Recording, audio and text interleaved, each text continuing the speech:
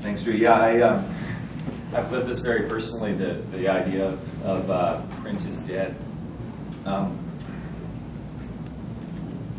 I don't think anybody who has looked at the space closely should be that surprised at Adventure going away, and Gourmet going away, and Met Home. My argument for a while is that the print model is a tough one. We've based it all on advertising, and we've asked our readers, basically we've given the readers the magazines for free. And what we end up with is kind of a one-legged stool. And when the advertising goes away, then it gets pulled out from under us. And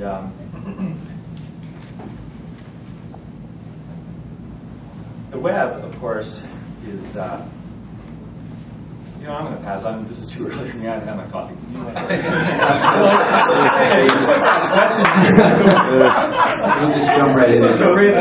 Yeah, absolutely. Yeah, so, as being the print magazine, I have a slightly different perspective on it. I think that's the reason that a lot of print magazines went out of business, is that they were too dependent on print advertising. And but there are other magazines that have 2 or 3 legs to the stool, and that's why a lot of them are still standing. Magazines that have profitable circulation, magazines that have events, or magazines that have successfully diversified into film, TV, and internet. Yeah, I think that is a good point. I mean, the magazine industry, for as much pounding as it's taken, is still a $40 billion industry. And you can make an analogy to the home mortgage industry, and it's not a perfectly clean one, but there were how many millions of foreclosures over the last year as a result of bad mortgages. I don't think anybody's suggesting that the home purchase industry is dead, right? I'm not sure I'd want to argue this, but you could argue that what's going on in media right now is a natural weeding out of businesses that weren't strong enough to weather a moment like last year. Right, absolutely. Let me read you this quote. This is from the director of the Magazine Innovation Center, Samir Husni. His quote is, "They still believe that it's just a cycle, that advertising will come back and things will go back to the way it used to be. I think they're in a coma. If they think that things are going back to the way it used to be before 2007, they're not living in this world." How is a publication like Backpacker adjusting both to the changes in readership as well as to the changes from a sponsor level?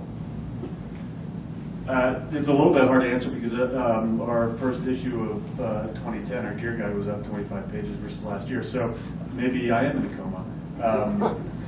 No, but seriously,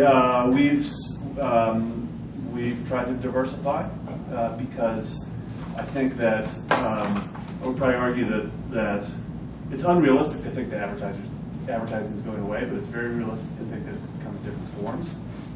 And so you've got to adapt to what those forms are, and increasingly they are not the let's slap a branding campaign on a paper in a magazine. Doesn't mean you can't still get it in some fashion or form now. Right, absolutely.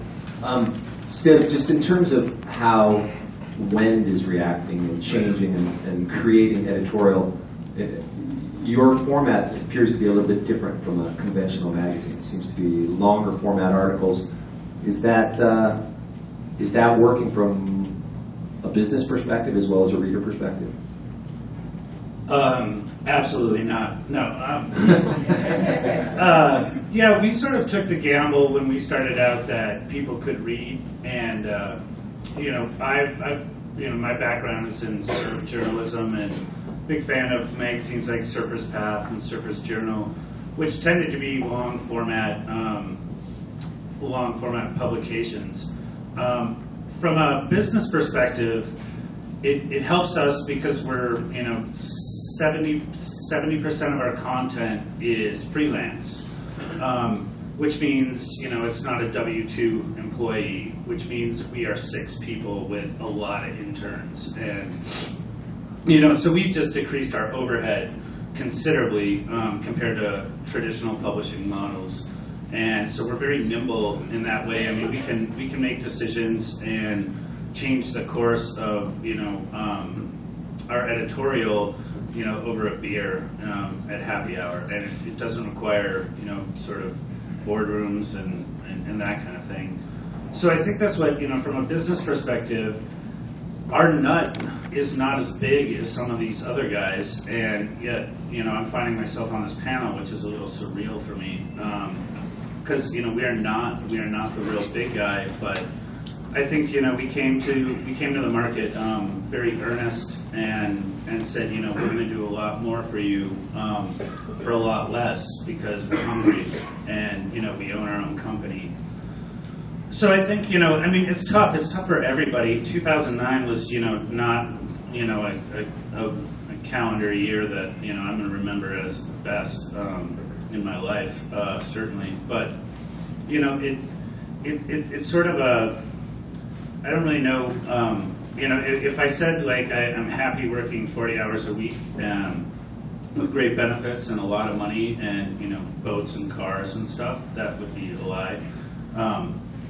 But I'm happy to work 70 hours a week to get it done. So I guess it's quality of what we're doing and a belief in what we're doing that sort of makes the business work. And since we're small enough, we can have that sort of that darling view, I guess.